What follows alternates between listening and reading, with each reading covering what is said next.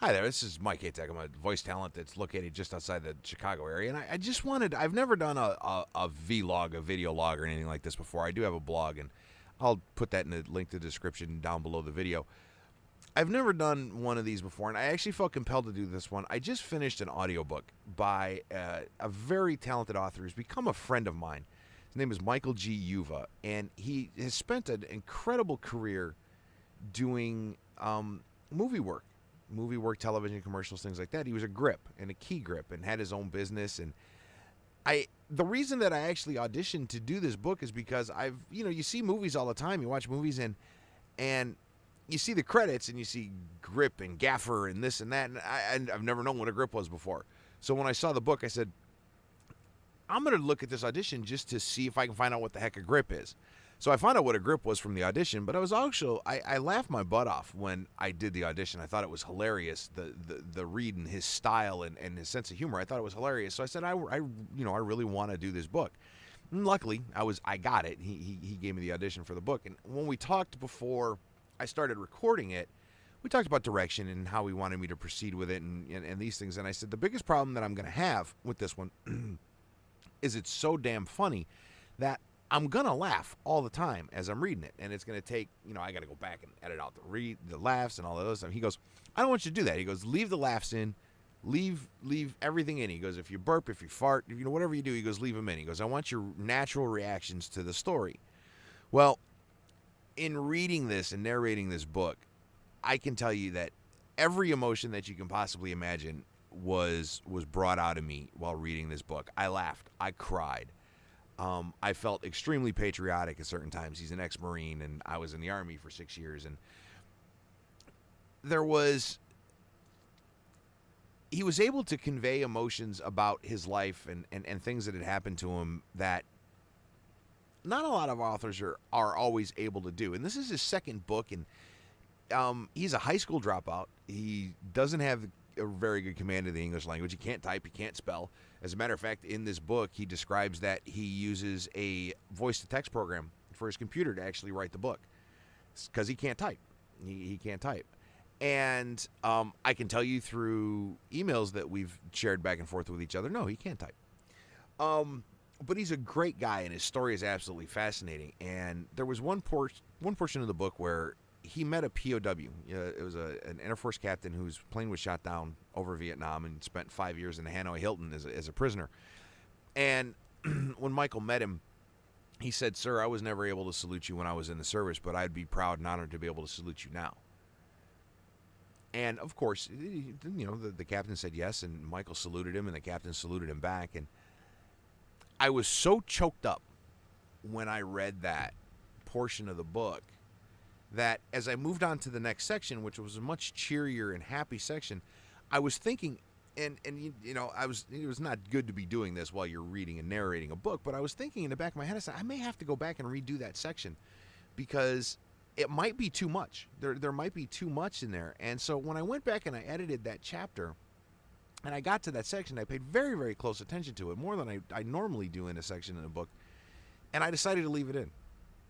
I left it in because it felt right to me, and it sounded right. The emotion that he portrayed through his words, and then on paper that I was able to portray, it was real emotion, and I hope it's conveyed to the listening audience when this book becomes available. It's with ACX, their quality assurance review right now, so it's going to be a few days before it's going to be available, but after I got it all uploaded, he called me and he left me a message because unfortunately my phone was lost at the time, and I have it now. So Michael, if you want to call me back, feel free to call me. He left me a message and he was choked up and very emotional with the message, and it was probably the nicest message I've ever received from a client/author in all the time that I've been doing this. And he was talking about how well I was able to convey his life through his words with my voice, and it really was. I mean, it was a collaborative effort between two people who've never met with each other. We've talked on the phone a few times, we've emailed each other a few times, and we actually call each other the other Michael in all of our communications. So I mean, we're up like the other Michael in our emails now. But I feel a real kinship with Michael, and I feel not only was I able to work on a fantastic project, but I feel like I gained a good friend as well, and I'm pretty sure he feels the same way. So he tells me that he wants to fish this out to production houses to make a movie out of his life story, and you hear that all the time. Oh, I would love to make a movie about this. This should be a movie. We're going to make a movie about this. And you hear that all the time. But here we are. I'm talking to an author that actually has the connections to make that happen. I mean, this dude worked with Spielberg. He worked on Raiders of the Lost Ark. He's worked with the biggest names in Hollywood for 35, 40 years. I mean, this guy knows everybody. So if there's ever a chance that this is going to actually be a movie, it could very well be this book. And he says he wants me to be a part of it. And his last email to me was, I can see the lights on Broadway now. The other Michaels present. I mean, it would be so cool to be a part of it, even if it was just like maybe narrate the opening, narrate parts of the end, or do a narration at the end of the end of the movie or whatever. It would be a huge honor to be able to do that. So, anybody that might watch this that knows Michael, that knows me, that can get it in on the movie industry, other than the ones that Michael already has, it's a great book. And yeah, we'd love to make a movie out of it. We would.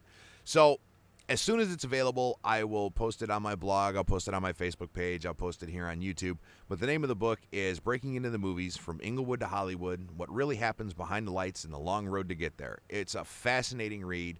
I hope you guys find it as enjoyable to listen to as I enjoyed reading it. It was a truly emotional experience for me and a truly rewarding experience for me. And like I said, I do believe I've made a friend for life with Michael just through this one project. And I really hope we get a chance to work on things together in the future, no matter what it is, because he's a great guy with a truly inspirational story. And it's like I said, I've never done a video blog before. I just felt compelled to do this. This is how much of this story has moved me. So if I run across any more, maybe I'll do some more of these. If this is well received, maybe I'll do some more of these. So if you like this video, give me a like, subscribe to the channel, and let me know if there's more that you want to hear. If there's anything specific that you want to hear, just shoot me a message, and if there's something that you want me to make a video on, I'll be happy to make a video on. Until then, I'll talk to you later. Thank you very much.